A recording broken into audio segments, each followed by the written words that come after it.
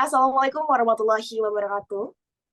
Perkenalkan, kami dari kelompok 3 akan mempresentasikan mengenai karakteristik responden mengenai pengaruh citra merek, kualitas produk, dan iklan melalui kepuasan terhadap loyalitas pelanggan Beng Beng. Sebelumnya, perkenalkan dengan saya, Teti. Di sini saya bersama dengan rekan-rekan saya, ada Afira Muharrima Zahra, Cynthia Laurendra Destiana, Fahira Ramadhani, Malvin Ilyasa Sultan Alam, Novia Ardana, dan Oki Pratama Putra. Baik, slide selanjutnya. Berdasarkan tabel di atas, dapat dilihat bahwa umur responden sangat variatif. Responden dengan usia 21-24 tahun menempati persentase tertinggi, yaitu sebesar 41%, diikuti responden yang berumur 25-28 tahun. Slide selanjutnya akan dibacakan oleh Novia, silakan. Berdasarkan jenis kelamin, responden perempuan memiliki jumlah yang lebih dominan dibandingkan dengan responden laki-laki. Di mana dari total 81 responden, responden wanita memiliki menempati total 65,4% dari total responden atau 53 orang dan sisanya sebanyak 34,6% berasal dari responden yang berjenis kelamin pria. Berdasarkan pendidikan, responden lulus SMK atau SMA, total 56,8% dari total responden atau 46 orang dan sisanya sebanyak 43,2% berasal dari responden lulusan perguruan tinggi. Selanjutnya akan dibacakan oleh Fahira. Baik, terima kasih Novia. Di sini ada tabel banyaknya konsumsi Beng-Beng. Dari tabel di atas, berdasarkan banyak konsumsi, responden dari total 81 responden yang mengkonsumsi Beng-Beng 2 kali menempati total 50,6% dari total responden atau 41 orang dan sisanya sebanyak 33,3% berasal dari responden yang makan Beng-Beng sebanyak 2-5 kali dalam satu bulan. Dan ini ada tabel pendapatan untuk para responden. Berdasarkan pendapatan, responden dengan pendapatan 5 juta menempati total 40,7% dari total responden atau sebanyak 33 orang. Dan sisanya sebanyak 37% berasal dari responden yang berpendapatan 2 juta sampai 5 juta. Untuk slide selanjutnya akan dibacakan oleh Afir. Baik, selanjutnya deskripsi dan validasi data. Hasil analisis statistik deskriptif menggunakan SPSS menunjukkan bahwa terdapat 81 data yang valid dan digunakan dalam analis. Variabel X 1:1 hingga X 1:7 memiliki rentang nilai antara 2 hingga 5. Nilai minimum terendah adalah 1, sedangkan nilai minimum tertinggi adalah 5. Rata-rata dari variabel-variabel tersebut berkisar antara 4,1 hingga 4,3. Berdasarkan deviasi yang mengukur dispensi, data berkisar antara 0,798 hingga 0,926. Dengan varians yang berkisar antara 0,636 hingga 0,857. Data ini memberikan gambaran tentang distribusi dan variasi nilai yang masing-masing variabel. Baik, hasil analis statistik deskriptif menggunakan SPSS menunjukkan bahwa terdapat 81 data yang valid dan digunakan dalam analis variabel X2:1 hingga X2:8, sehingga rentang nilai antara 1 hingga 5, nilai minimum terendah adalah 1, sedangkan nilai minimum tertinggi adalah 5. Rata-rata dari variabel-variabel tersebut terkisar antara 3,88 hingga 4,35.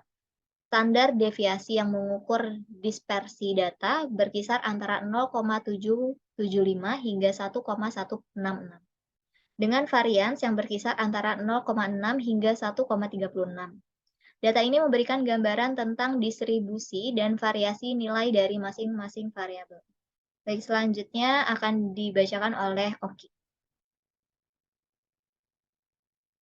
Hasil analisis statistik deskriptif menggunakan SPSS menunjukkan bahwa terdapat 81 data yang valid dan digunakan dalam analisis variabel X3.1 hingga X3.8 memiliki rentang nilai antara 1 hingga 5. Nilai minimum terendah adalah 1, sedangkan nilai maksimum tertinggi adalah 5. Rata-rata dari variabel-variabel tersebut berkisar antara 4 hingga 4,38. Standar deviasi yang mengukur diskresi data berkisar antara 0,739 hingga 1. Nilai varian dan variabel-variabel ini berkisar antara 0,546 hingga 1. Data ini memberikan gambaran tentang distribusi dan variasi nilai dari masing-masing variabel. Next.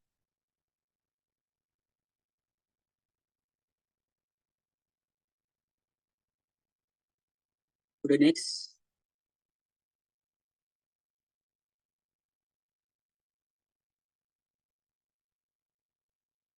Uji T dan uji F. Hasil analisis model menggunakan SPSS menunjukkan bahwa model yang digunakan memiliki koefisien determinasi atau R-square sebesar 0,46463 yang berarti sekitar 46,3%. Variabilitas dalam loyalitas konsumen dapat dijelaskan oleh prediktor yang ada dalam model ini. Nilai adjust R-square sebesar 0,443 menunjukkan bahwa penyesuaian untuk jumlah prediktor dan ukuran sampel telah dilakukan. Nilai standar error of the estimate sebesar 2,787 menunjukkan tingkat kesalahan estimasi model. Hasil uji statistik menunjukkan adanya perubahan signifikan dalam R-square sebesar 0,463 dan F-change sebesar 22,172 dengan 3 derajat kebebasan untuk prediktor dan 77 derajat kebebasan untuk keseluruhan model. Hasil ini memberikan gambaran tentang keefektifan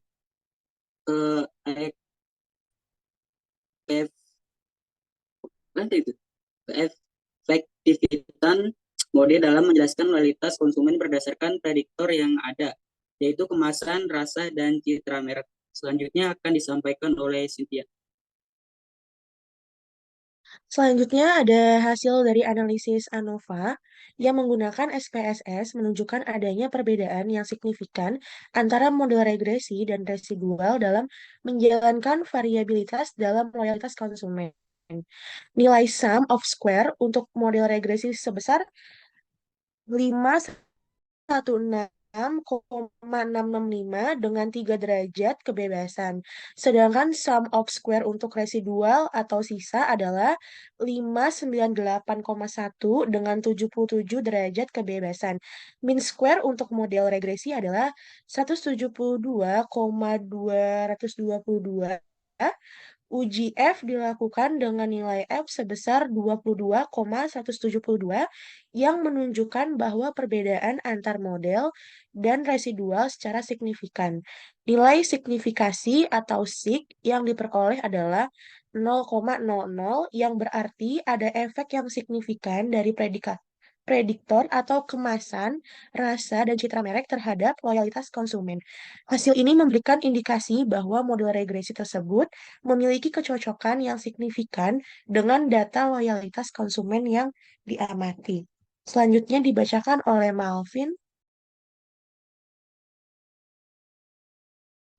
Baik, terima kasih. Selanjutnya, hasil analisis koefisien menggunakan SPSS. SPSS menunjukkan pengaruh variabel prediktor terhadap variabel terikat. Loyalitas konsumen atau nilai koefisien tidak ternormalisasi atau understanding coefficient menunjukkan hubungan antara setiap variabel prediktor dengan variabel terikat.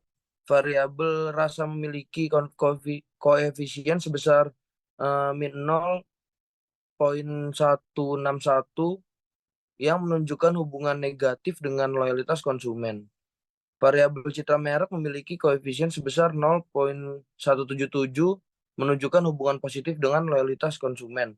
Variabel kemasan memiliki koefisien tertinggi yaitu 0,436 menunjukkan hubungan positif yang kuat dengan loyalitas konsumen.